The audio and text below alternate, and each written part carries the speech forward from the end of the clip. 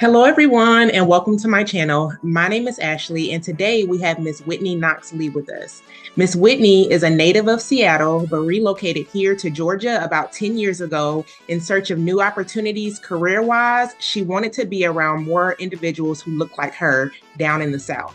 She is a wife, a mother of two young boys, ages 3 and 6, and in their free time, they like to travel, exploring new beaches, and daydreaming of one day living there.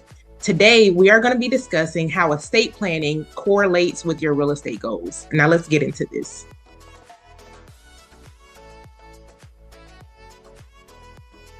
Okay, Whitney, can you share with us why it's encouraged to pass down real estate via an estate plan versus adding an intended beneficiary to the deed itself? Yeah, so when you're adding someone to the deed, they become a co-owner. So that means that you are no longer in like sole decision-making authority for that home.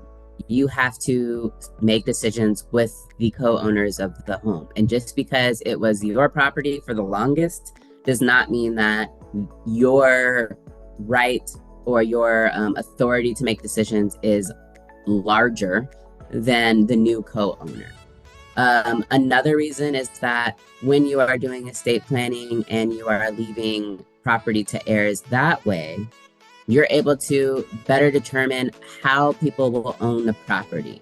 So you can do this in the deed as well. Say you want to create a tenant in common situation, which means that you guys are both co-owners of the property, but it has implications around whether or not, or it has implications as to who gets to inherit the property when one of the co-owners passes away.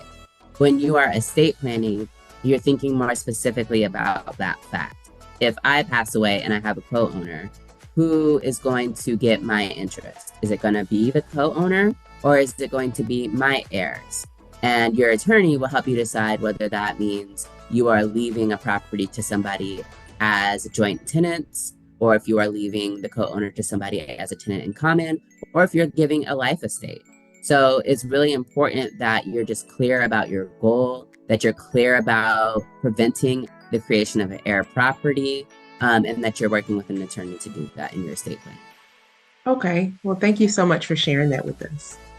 Subscribe to my channel to learn more about probate real estate, financial literacy, and generational wealth planning.